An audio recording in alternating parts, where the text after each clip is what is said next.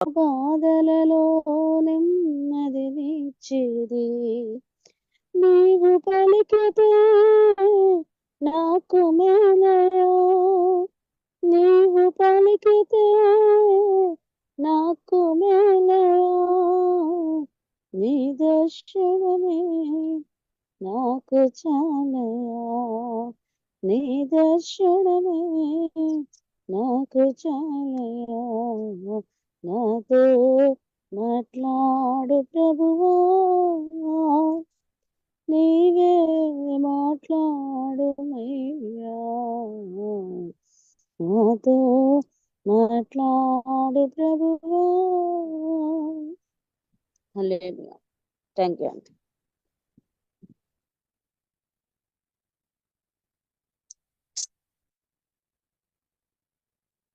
Praise లాడమ్మా.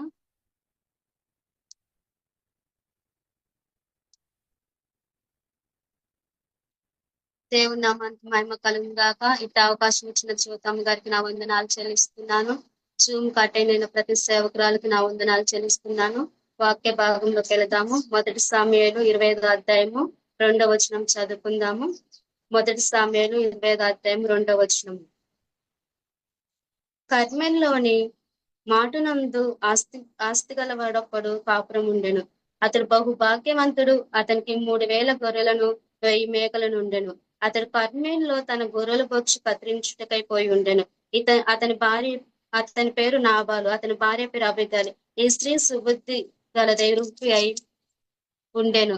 అయితే చర్యలను బట్టి చూడగా నాబాలు మోటువాడును దుర్మాంగునై ఉండెను. అతడు కాలేవి సంతటివాడు. హల్లెలూయా.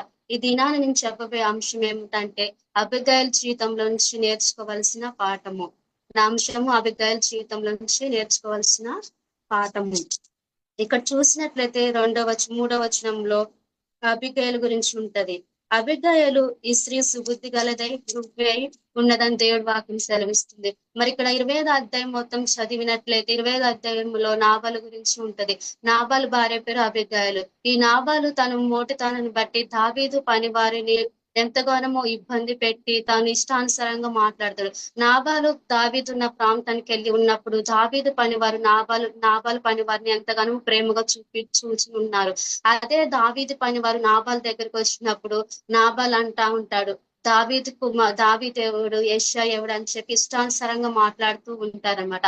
ఈ మాటలను తీసుకుపోయి దావీదు పనివారు దావీదుకు చెప్పినప్పుడు దావీదు చాలా కోపంతో ఉండి తను చాలా అత్యాగ్రుడై ఉండి ఎంతగానో కోపంతో ఉన్నాడు. అయితే నాబాలు పనివారు తను చేసిన మొత్తాన్ని తను జరిగిన అక్కడ సిచ్యువేషన్ బట్టి అబిగైలుకి చెప్తాడు. అబిగైలుకి చెప్పినప్పుడు అబిగైలు చాలా సుబుద్ధి గలది, మంచి ప్రవర్తన కలిగి వివేచం కలిగి ఆలోచన కలిగి ఉంది. ఇక్కడ చూసినట్లయితే మొదటిది సుబుద్ధి కలిగిన స్త్రీ. ఇక్కడ సుబుద్ధి కలిగిన స్త్రీగా అబిగైలు ప్రవర్తించిందనమాట. ఎప్పుడైతే నాబాలు దావీదు యొక్క పని వారి గురించి చెప్పినప్పుడు ఇక్కడ ఉంటది 10వ వచనంలో, 1 సామ్యుయేలు 25వ అధ్యాయము 10వ వచనము.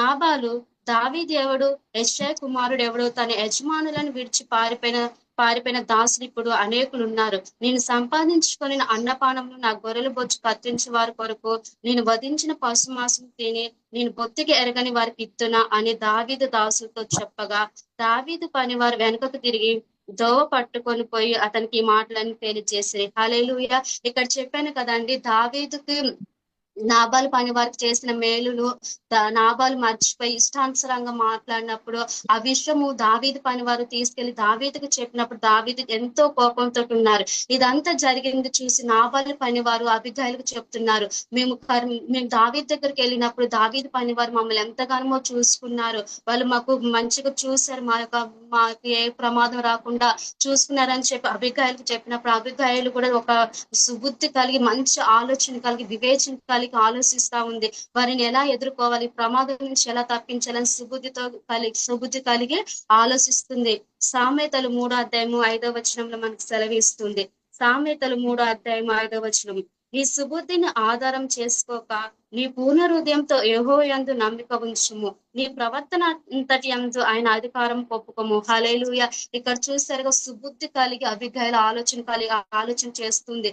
ఏం చేయాలి, ఆ ప్రమాదం నుంచి ఏ విధంగా తప్పించాలని చెప్పి ఆలోచిస్తున్నప్పుడు వాళ్ళ పని వారు చెప్తున్నారు 17వ వచనంలో, అయితే ఆ యజమానుని అతని ఇంటి వారికి అందరికి వారు కీడు చేయి నిర్ణయించున్నారు గనుక ఇప్పుడు నువ్వు చేయవలసిన దానిని బహు జాగ్రత్తగా ఆలోచించుము.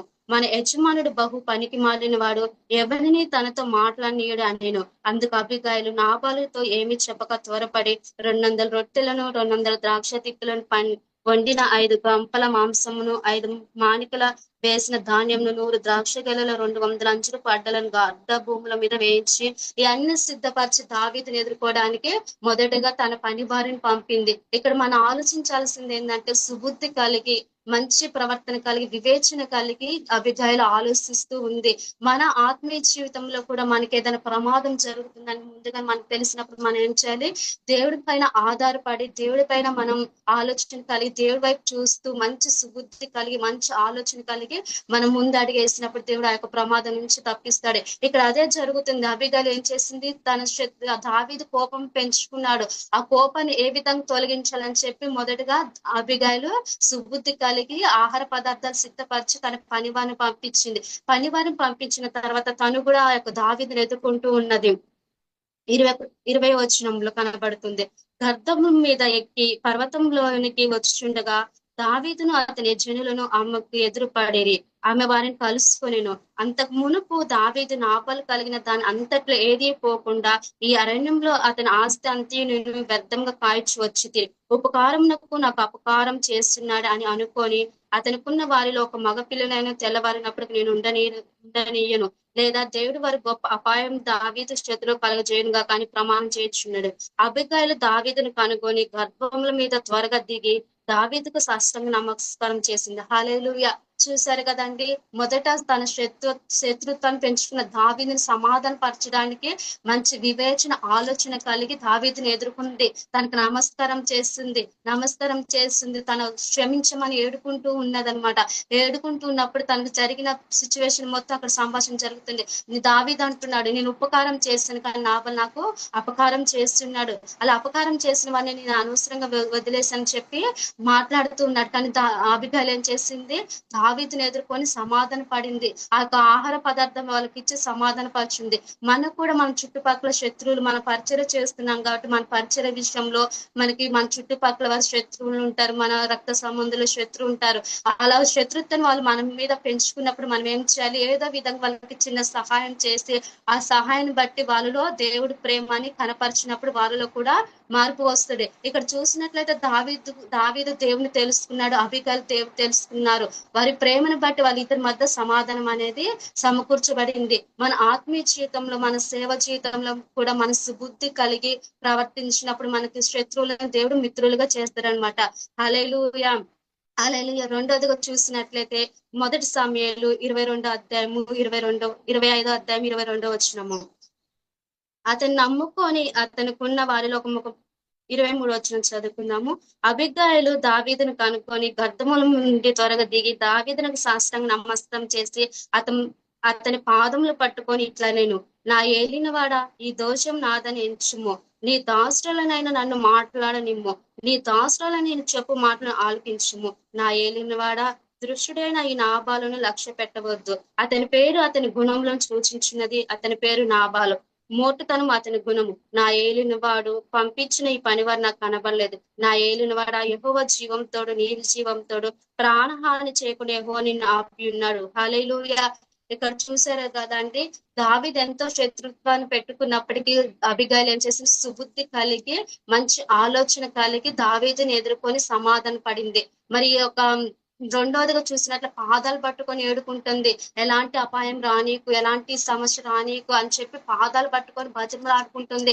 నాబాలు గురించి అంటున్నాడు, మోటివాడు, తన పేరులోనే మోటుతనం ఉంది, తన గుణంలోనే మోటుతనం ఉంది, దయచేసి క్షమించు, ఈ యొక్క పాపం ఈ యొక్క శాపం రాకుండా నన్ను కాపాడని చెప్పి ప్రమాణం చేసుకుంటుంది. మరి 28 వచనంలో చూసినట్లయితే, నీ దాసుడైన నా తప్పును క్షమించు, నా ఏలినడాగు నువ్వు యెహోవా యుద్ధములు చేయుచున్నావు గనుక నా ఏలినడాగు నీకు ఆయన శాశ్వతమైన సంతనిచ్చును, నువ్వు బ్రతికి దినములన్నిటి నీకు అపాయం కలగకుండును. ఇక్కడ చూశారు కదా, అబిగయీలు భర్త చేసిన పాపాన్ని శాపాన్ని అబిగైల్ మీద వేసుకొని నన్ను క్షమించి, తప్పు నాదే, నన్ను క్షమించని చెప్పి అబిగైల్ దావీదు పాదాలు పట్టుకొని బ్రతిమలాడుకుంటుంది. నాబాల్కి ఎలాంటి అపాయం కలగొద్దు, ఆ యొక్క ప్రాంతంలో చిన్న బిడ్డలు ఎవరిని చంపివేయకూడదు, ఆ ప్రాంతానికి ఎలాంటి ప్రమాదం రావద్దని చెప్పి బ్రతిమలాడుతా ఉంది. దేవుడు పాదాలు పట్టుకొని బ్రతిమలాడుతా ఉంది. అప్పుడు దావీదు హృదయం కరిగిస్తా ఉంది, దేవుడు కరిగిస్తా ఉంది. ఎలాంటి అపాయం రాకుండా దేవుడు దావీదు హృదయాన్ని మారుస్తా ఉంటాడు. మనం కూడా మన సంఘంలో లేకపోతే ఇతరుల వల్ల ఏదైనా సమస్య ఏర్పడినప్పుడు దేవుడి పాదాలు పట్టుకుని ఆ సమస్యకు సమాధానం దొరికిన దాకా దేవుడి పాదాల చేత గోజాడుతూ ఉండాలి, దేవుడి పాదాల చేత మొరపెడుతూ ఉండాలి. ఎందుకంటే ఈ రోజులలో చూస్తున్నట్లు పరిచయ విషయంలో ఎన్నో ఆటంకాలు, ఎన్నో ఇబ్బందులు మనకు ఎదురవుతూ ఉంటున్నాయి. ఒకవేళ మనం ప్రార్థన చేసినప్పుడు సౌండ్ ఎక్కువ పెట్టినప్పుడు కూడా పక్కనోళ్ళు సౌండ్ తక్కువ చేయమని చెప్పి డిస్టర్బెన్స్ చేస్తూ ఉంటారు. వారిని బట్టి కూడా దేవుడి పాదాల చెంత మనం బాగా ప్రార్థన చేసిన పాదాలు పట్టుకొని గోజాడినప్పుడు, పాదాలు పట్టుకొని బ్రతిమలాడినప్పుడు దేవుడు మనకి ఆ శత్రువులను మిత్రులుగా చేయడానికి అవకాశం ఉంటుంది. కాబట్టి మనం అందరం సేవ చేసేటోళ్ళమే కాబట్టి మన దేవుడు పాదాల చెంత బ్రతిమలాడుకుంటూ, దేవుడు పాదాల చెంత గోజాడుతూ దేవుని వేడుకునే వారిగా ఉండాలి. మరి అదే విధంగా చూసినట్లయితే సమూయేలు గ్రంథంలో 1వ అధ్యాయం 10వ వచనంలో ఉంటది, హన్నా తన గర్భఫలం లేనప్పుడు తన తోటికోడలైన పెనీని ఎంతగానో హింసిస్తా ఉంది, ఎంతగానో బాధ పెడుతుంది. హన్నా మాత్రం దేవుడి సన్నిధానంలోకి వెళ్ళి ఎంతగానో ప్రార్థన చేస్తుంది, ఎంతగానో దేవుడి పాదాల చెంత చేరి గోజాడుతా ఉంది, మొరపెడతా ఉంది, కన్నీరు ప్రార్థన చేస్తా ఉంది.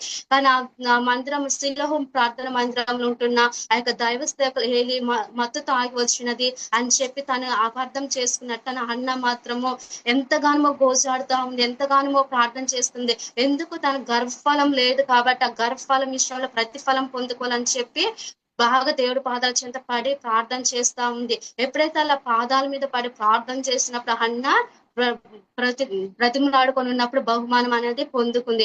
బహుమానం పొందుకున్నప్పుడు దేవుడు గొప్ప ప్రవక్తని సమూయేలును అనుగ్రహించాడనమాట.